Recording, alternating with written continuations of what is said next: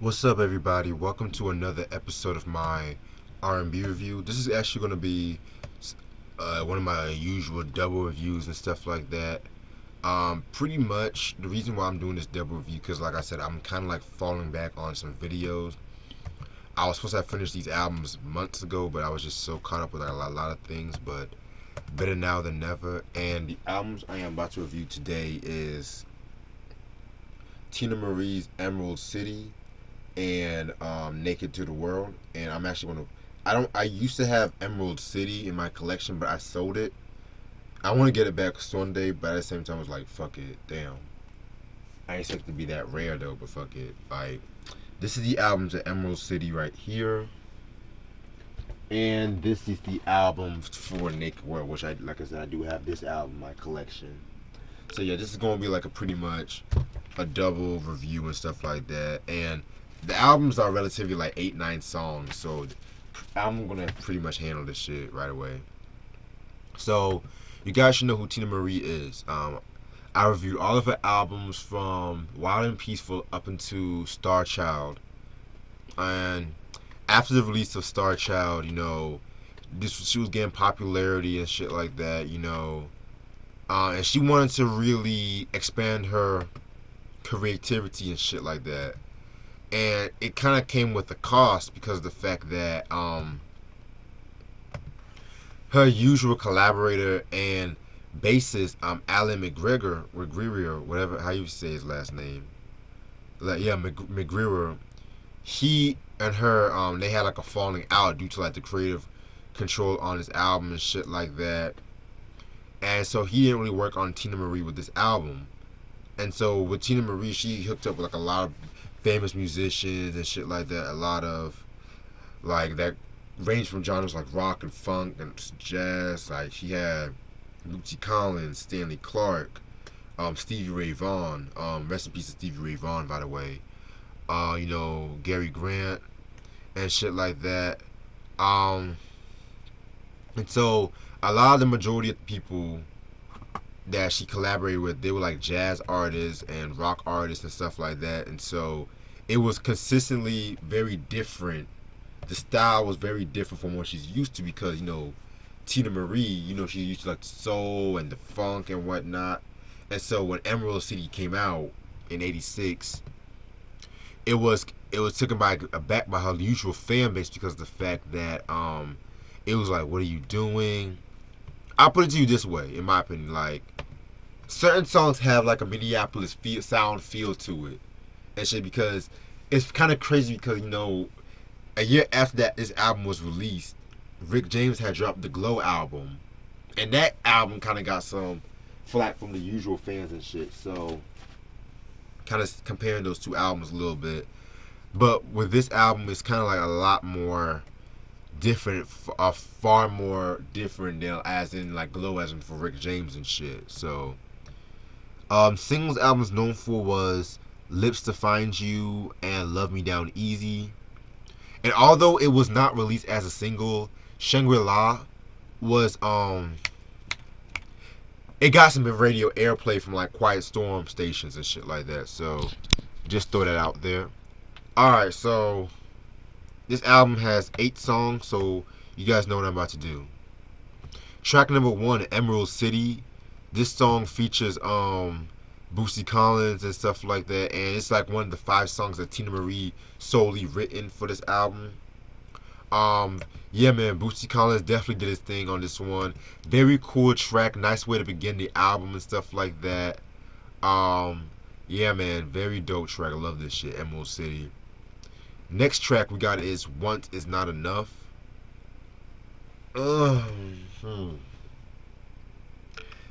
Yeah, this one was another okay track and shit like that. The synthesizers was what really made this fucking song, in my opinion. I just felt like, I don't know, I just felt like it was kind of all over the place and shit like that. But at the same time, I just felt like the synth had like a nice medley within the song and shit like that. So yeah, that's one thing I got from Once Is Not Enough. Next track, Lips to Find You.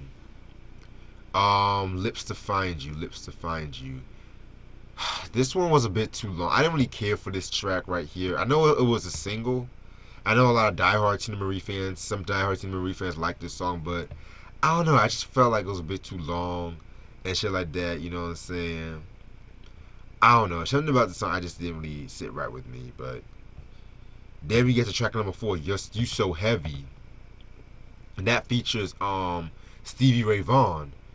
And you guys should know, for all my rock heads, you guys should know who Stevie Ray Vaughan is and stuff like that. He was like a guitarist. He was instrumental in like the revival of like the blues rock that kind of happened in like the 1980s and shit like that.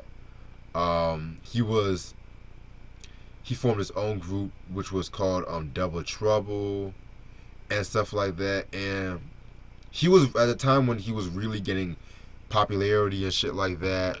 He actually died in like a helicopter crash and shit in 1990 at the age of 35.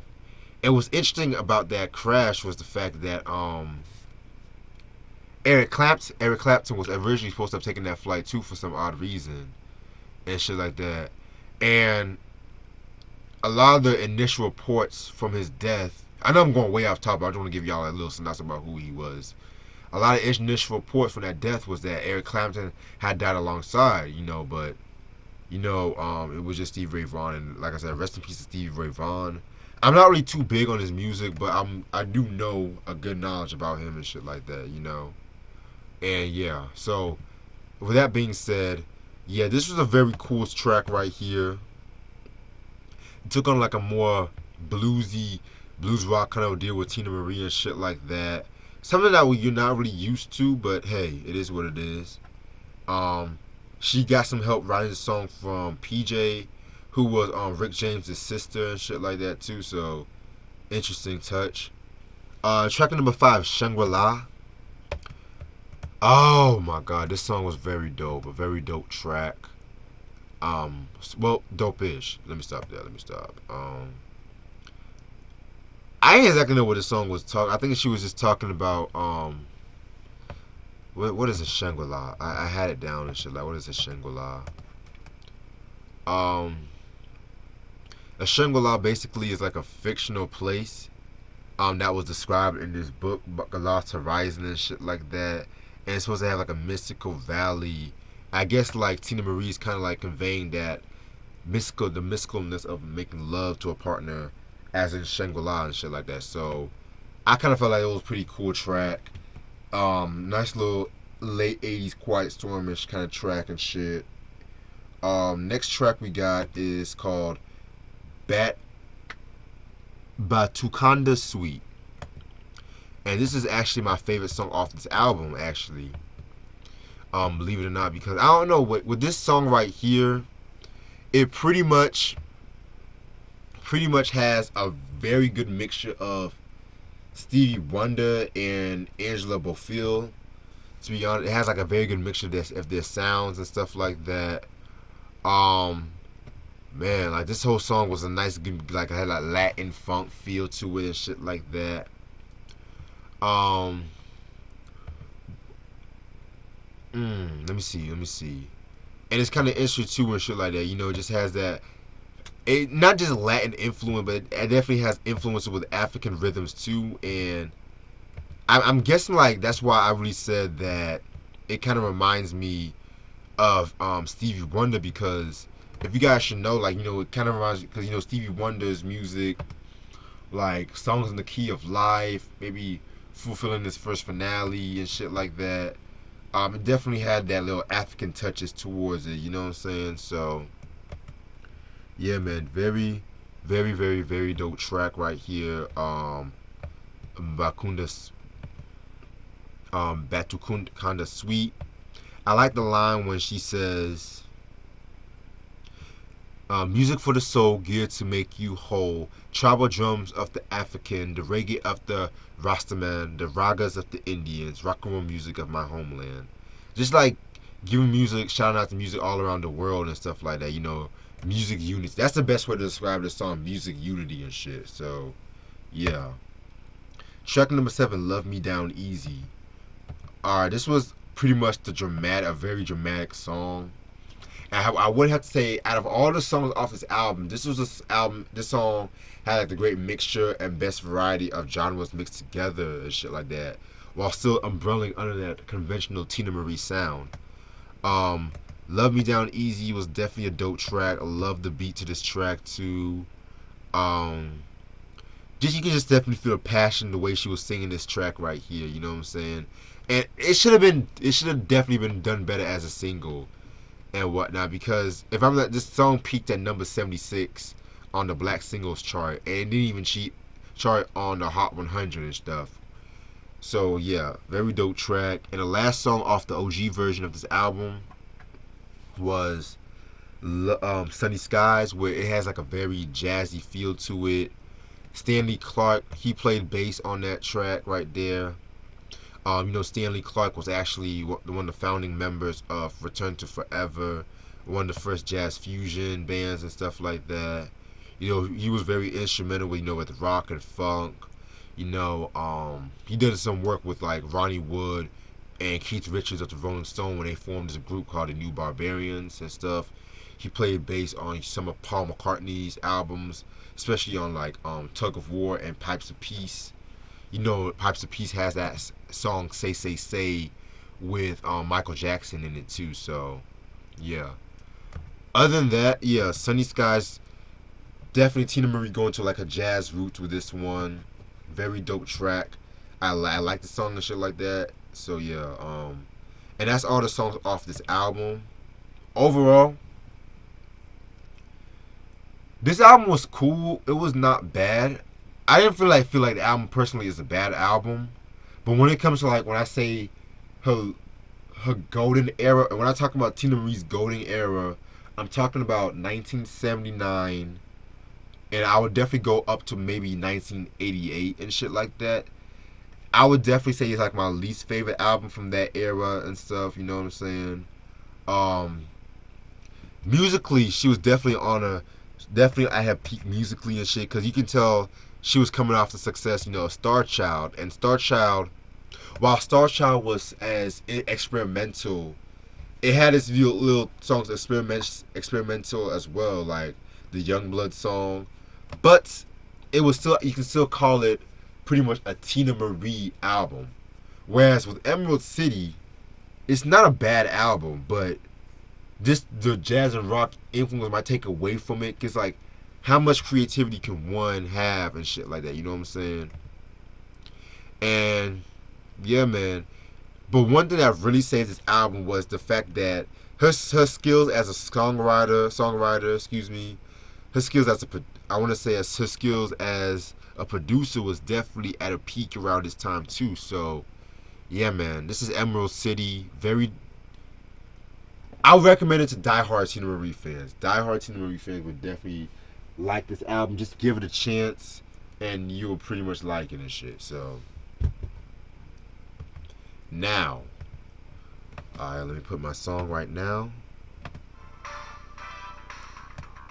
Alright, so the album, the moment y'all been waiting for,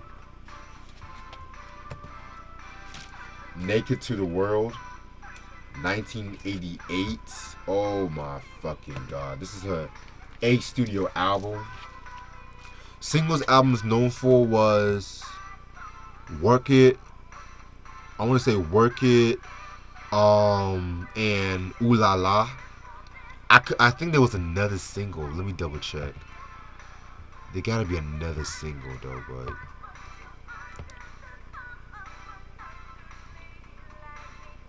oh yeah, and a Serialistic Pillow. Okay. So, and Tina Marie, if I'm not mistaken, she produced this whole album too. Let me double check. Yeah, she produced the whole album. Okay. So after the release of Emerald City, she done some soundtrack placements. She had done some soundtrack placements and stuff like that. Also what's happening was, she wanted to get back to her roots. Emerald City was pretty much like a commercial disappointment, unfortunately. But also around this time too, to be real, Tina Marie's popularity was kind of going downhill and stuff like that. It was kind of going downhill because you gotta remember, the late '80s was like the era of the Janet Jackson. You know, the Madonna was reigning at that time too, and then you had people like Jodie Watley, who came out with her self-titled debut album and shit like that. Which I definitely got to talk about that album one day. You know, of course, we're not even gonna talk about Whitney Houston. We're not even gonna talk about that. Anita Baker was riding high. I think that same year she came out with "Giving You the Best That I Got" album, and you like a lot of competition. So, you know, and Teena Marie, you know, she wasn't really. She was more on that soul R&B trip, and the soul R&B crowd still embraced her pretty much and shit like that. So, even though she never reached the popularity as, you know, like Janet's and the Madonnas and stuff like that. You know, she still had a crowd. And Naked to the World, you know, she hooked up with her partner, her bassist Alan McGuire again and shit like that. And she also gave him production credit too, because, you know, he was responsible for like the bass and the synthesizers and the drum programming with his album and stuff like that. So yeah, man. Like, this whole album was like a return to form for Teena Marie and stuff like that. What else can I say about this whole album and shit like that? First of all, the album cover is sexy as fuck.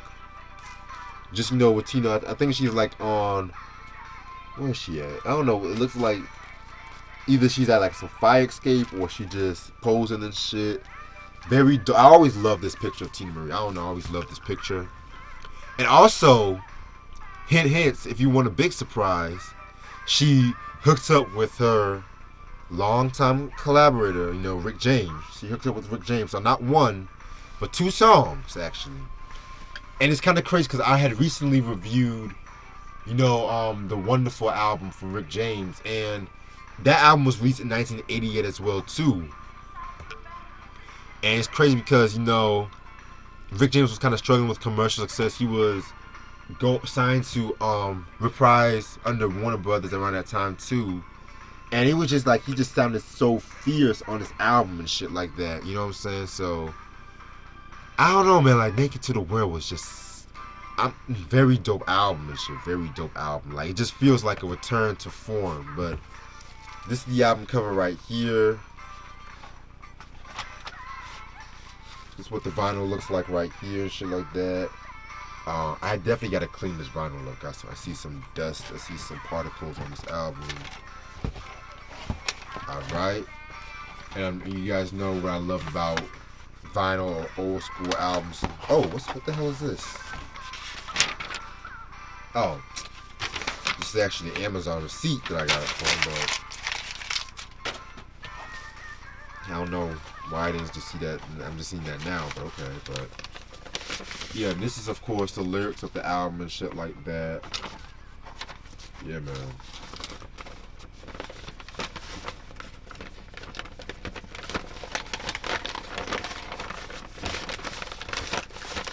Okay. So this album has 10 songs.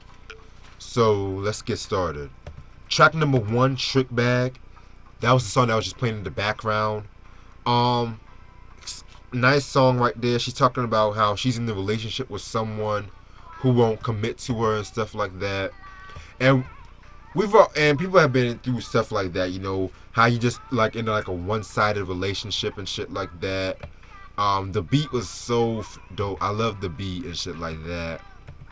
That da, like, oh man, the fucking synths on this whole album was just everything and shit like that. Boy, and shit like that. Trick Bag, that's like a nice danceable kind of track and shit like that. Yeah, man, very dope track right here, Trick Bag. Then next song, Call Me, I Got Your Number, featuring Rick James. Alright, this song right here was another dope track right here. It was so fucking nice hearing these two together again and shit like that, cause they haven't really done a song together, I want to say, since Rick James is Happy off the Throwing Down album, which very underrated album and stuff like that.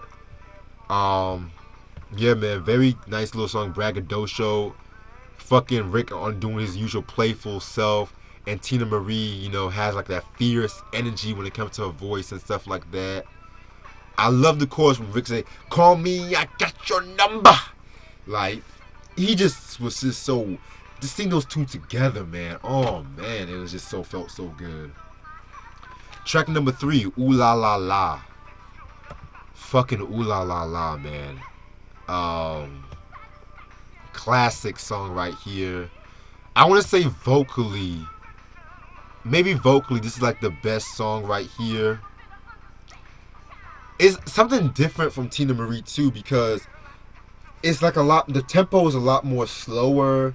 It's a lot more jazz. Well, not too different, not too far out, but still something like very different and shit like that. And this actually was her only #1 single that was in the R&B charts and stuff like that. And what's also dope was the fact that the Fugees sampled this track and shit. I'm gonna say everyone knows this. Fuji La, they sampled for Fuji La and stuff like that. Yeah, man, I talked about the score and shit like that. Y'all should know how I feel about that album.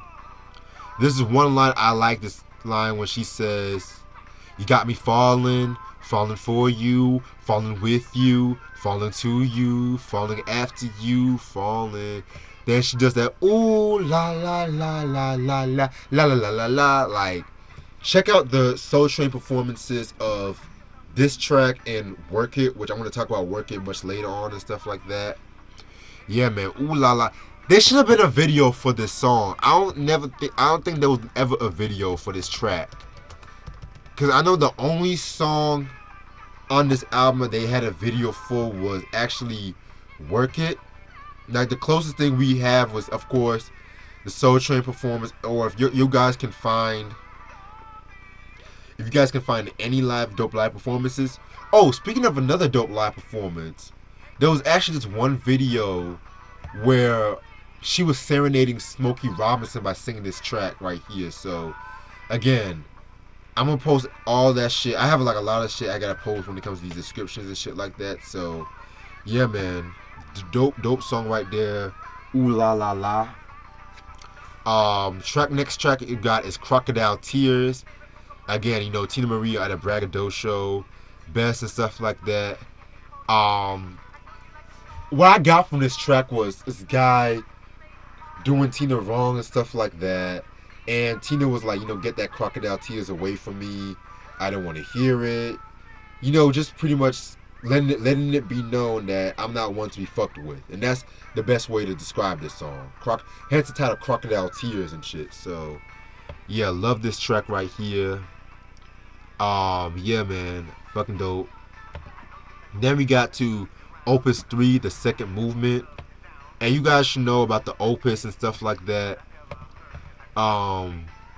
This is very interesting because she's giving tributes to like artists that have died and stuff like that. Giving a little prayer. Like, she gave tribute, I think, to Minnie Riperton, Marvin Gaye, Donny Hathaway. Rest in peace to all those icons right there and shit like that. And it leads into Serialistic Pillow, which you guys should know was paid homage to like the classic Jefferson Airplane's 1967 album with the same name. And so with this lyrics, it definitely have more like a surreal imagery and stuff like that. Yeah, man, I love some of the lyrics where she's like, "Pink clouds all in my eyes, purple mountains capsized when I'm thinking of you, so it's not gibberish when it's you that I miss. And there's one bell that rings true." It's like, it reminds me of something, the Fifth Dimension.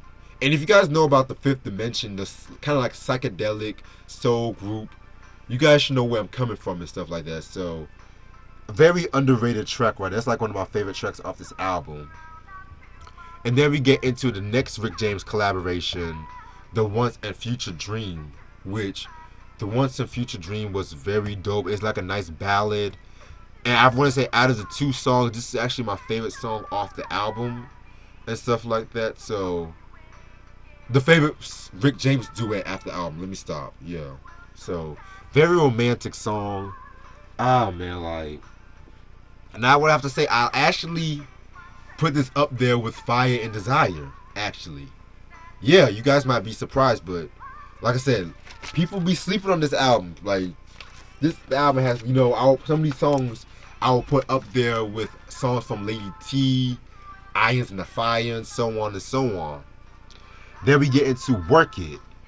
Yo, Work It is actually my favorite song off this album. Like, Work It, ding, ding, ding, ding, ding, ding, ding. And I might have to say it's maybe my favorite Teena Marie song, period. I might have to say, like, the beat alone, the braggadocio, like, what was some of the lyrics? It's not the way that you tuck that stuff to my left here, honey. It's not the way that you take a chance when you do your dance. No mention, you be on the scene, you drive my car, and you gangster lean. Do-wah, do-wah. Like, oh my fucking God, this whole song was so ill, so fucking funky and shit like that. Like, maybe my favorite Teena Marie song, period. Maybe. And the video, they actually made a video to this song, and it was still dope and shit too. So, yeah, man, Work It, must hear for any Teena Marie song fanatic. Yeah, she looked fucking beautiful in that fucking video and shit. I'm sorry. I'm not into, like I said, Teena Marie sexy as fuck. Around like 86, 88. That's my favorite years from her in terms of like beauty and shit. But next track, The Ball. Nice little funky track right there and shit like that. And then the last song off this album, Naked to the World was the last song off this album and shit like that. And again, very cool track right here. It was actually a single as well too. More relaxed and stuff like that, you know what I'm saying? What else can I say about this track?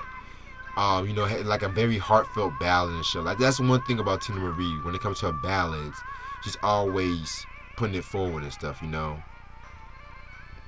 Alright, so that's all of this album and shit like that. Man, this is a very good album.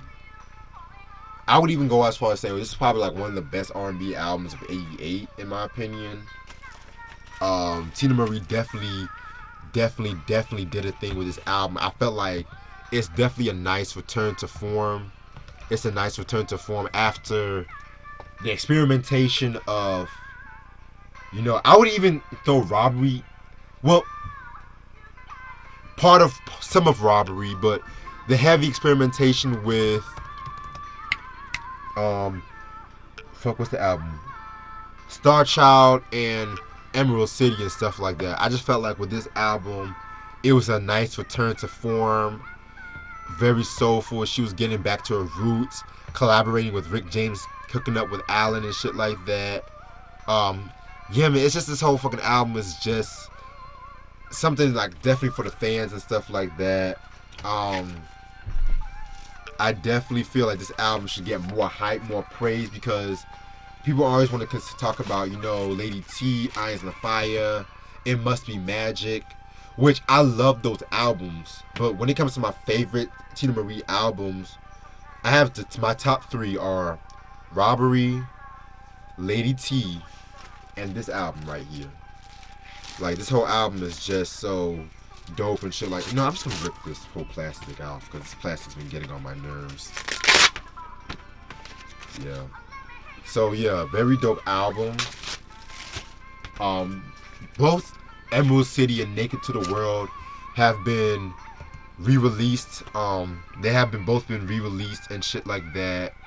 So if you guys can find, they released in 2012 at Soul Music and shit like that. So if y'all can find the albums, must have in your collection. This is Teena Marie was Naked to the World, 1988. And that's all of the time I have for this album. Thank you so much for being with me as I review those two albums together. This is your boy Reg here. Peace.